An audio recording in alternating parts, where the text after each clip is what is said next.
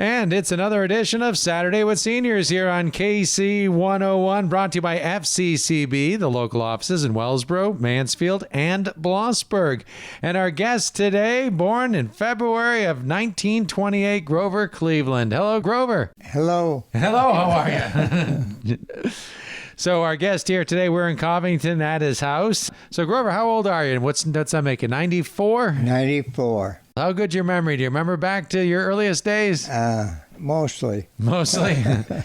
So where were you born? In Covington, up here towards Bloss, by the bridge where the Mansfield Building Company is now. There was a house just this side of the building company that isn't there now. So it wasn't a hospital, it was a house you were born in? No, I was born in that house. Did the doctor come to the house to deliver you? Yes. Wow. When you were a kid, did the doctor come to houses for house calls? Was that still something doctors did? Oh, yes. Dr. Meeker. He had an office in Mansfield. And is that where you were living at the time? Or, I mean, No, your family was living at the time when you were born in that house? Yes. My folks were living there with my grandparents, and I was born there in the house. So what type of work did your parents do, and do you know what your grandparents did for work? Were they the first generation of Tioga County, your grandparents? Well, it was a farm at that time. They were farmers.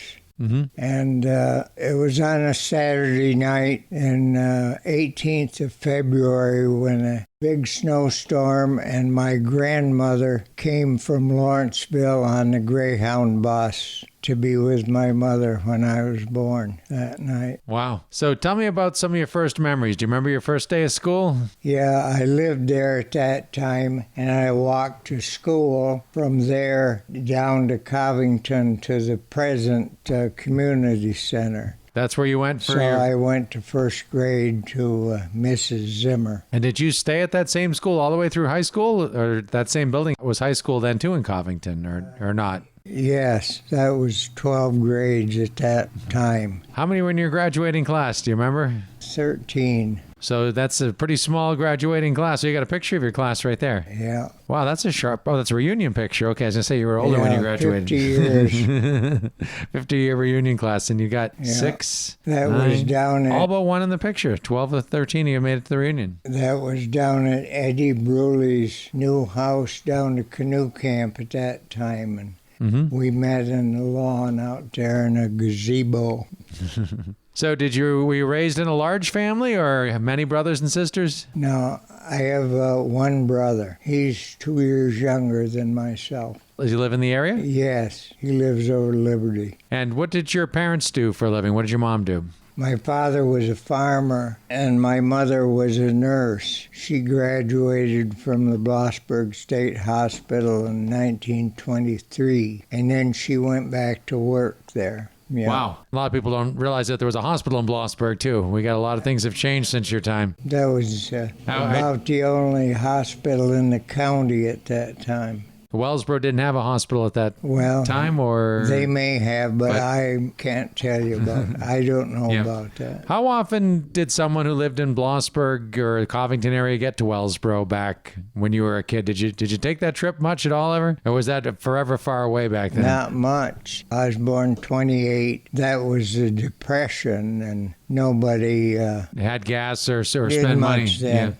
It was an excursion if you had to go to Wellsboro to the courthouse or something like that. How did you get there in those days? What was your family driving? Did you have a car?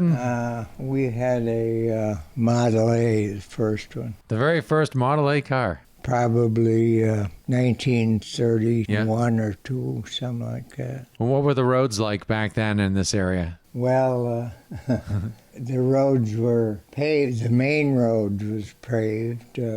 Route 15 was Susquehanna Trail at that time, and that was paved. And the road out in front of this house was called the State Road. That was a good road from Wellsboro over to Troy, and that was the main road originally before they paved Route 15. Yep, and Route 6 wasn't the main route back then to go across then. The state road was the more main... Yes. Wow. So tell me about Covington when you were a little kid there. I've seen old pictures. There was a diner here in town, and there was a glass Yes. factory, and there was grocery stores and all kinds of stuff. Tell me about some of what little town of Covington used to be like. When I was a child, my father, his job before he started farming was over where Keystone is, and it was a milk plant, and they made a cheese plant. And my father worked in that, he said, before he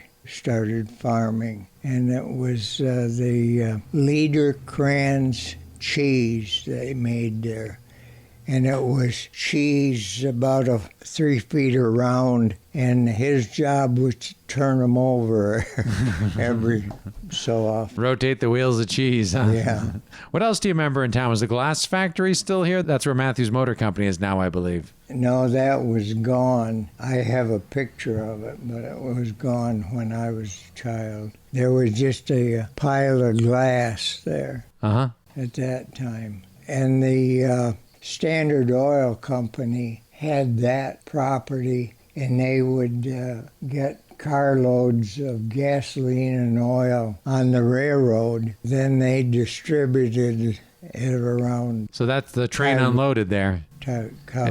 There's probably still people saying, what, train Covington? Yes, until what, the flood of 72, we had a train in Covington. Yes. Right through to Blossburg to Morris Run. How often did the train come through town when you remember? Was it more than once a day? Well, when I was a kid, it only came through here about once a day, and they would bring carloads of coke to the foundry or sand to the foundry. But that was the only way you received packages. If you ordered something large from Sears and Roebuck, it came in by rail freight, and we had a depot over here on that what's time. East Hill Road now. There was a depot near where the stream crosses. Is that where the depot was? Yes. Did you ever ride the train? Was there train service from here to Elmira, or?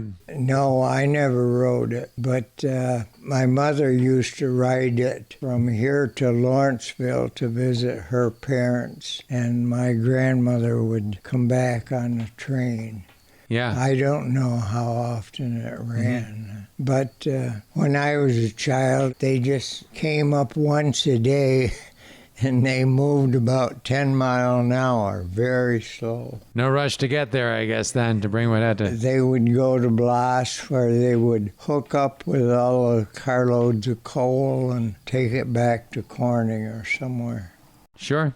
And the diner that was in town at one time, there was a steel diner I remember seeing pictures of. And do you have memories of that and where that was? That was where the present post office is right now. When I was a child, that was run by Maisie Dowd. Huh. And I did work there and wash dishes. I guess that was my first job. That was your first job? Do you have any idea how much you took home each week? Were they paying you $1 a day or not that much? I have no idea. But I know hamburgers were about 15 cents or something like that. Yeah. Coffee was probably 10 cents. And gasoline wasn't $4 a gallon either. No, I don't remember what gas was. There wasn't much then. So Putnam Park was a bar when I first moved here, and I've heard before that at one point it was actually, there was a little bit of amusement park there. Yes. Can you tell me anything about that? What was there before the Putnam Park bar days? Well, it was opened, I think, in about 1920, when I was born, just about. And I've seen pictures of it, and we have pictures in the community center that show a swimming pool, and they had a merry-go-round, and later, about 1940 on, they had a big skating rink there. And that was very popular. That building's totally gone. I guess the floods maybe wiped that out, or? Yes, it burned later. But the skating rink was very popular. Yeah, I did not know that there was a skating rink there. I knew there was one later on in Mansfield, in the south end of Mansfield, but... Yes, that one in Mansfield was very popular, too. What were some of the other popular things that people would do when you were younger for entertainment? Well, I went to the Blas Theater, the Victoria. I remember going there and sitting in the aisle to watch Snow White. Now, I interviewed another guy who saw Snow White at the Arcadia Theater on opening night. And there was a snowstorm. He walked in home in the snowstorm. So I don't know if you saw it the same night we're in a snowstorm, remember it, but... I really don't remember that. But I remember it was very popular, and we had to sit in the aisle on the floor. And then there was another place, Birdland, that was around on the still Birdland Road down there. I don't know anything about that. There's very little history of that, but apparently they had a bear and there was birds you could feed. And... yes, they did. That was originally Route 15, and they straightened it in Birdland. I can't remember the man that had that now, but that was there in the 40s and 50s, long there. A deer feeding park. I've found every once in a while the history sites like to put up a little old ad or something about it, and it always makes me wonder a little. Yeah, he had many animals there. Wow. So you moved from Blossburg to Covington how long ago then? I was born, I told you. Yep. Or you consider that Covington, I guess. And that's Covington. Then we had to move from there when the 1936 flood was, and that the river washed out behind our barn, so on. So then we had to move over to Charleston for a year, and I went to the old Charleston High School. Is that on Route 6 where the college was later? Or am I thinking of the wrong Charleston High School? No, it's down there towards Catlin Hollow, and it was a brick school, and I went there for 5th grade. Then we moved back to Covington, and my father bought a farm up here on West Hill. Then he farmed until the Second World War. And then we moved downtown here, just over the bridge, and lived there for a while. And at that time, where the cheese company was the Standard Oil Company, Putnam Sales Oil, and they delivered gasoline all around the county. You worked at Marvin's Market, too, at one point, which was Covington's 100-year-old grocery store. When I graduated, I got a job at Marvin's store, and Friday nights we'd grind Hamburg, and Saturday, Russell Marvin drove a Ford panel truck, and he would go to Mansfield either Friday or Saturday and sell meat and Hamburg out of the back of that truck. He would go to Blossom Horse Run on Friday and Saturday to Mansfield. And all the ladies, he'd drive right up to their house. And kind of like the Schwann's man of 100 years ago, huh? yes, and it was very popular. So I'm going to tell you what, is it okay if we make this into a two-piece show and we take a little break here, and next week we'll talk some more? Sure. So tune in again next week. We got so much to talk about. I'm fascinated. Our guest today, Grover Cleveland, born in 1928 here in Covington.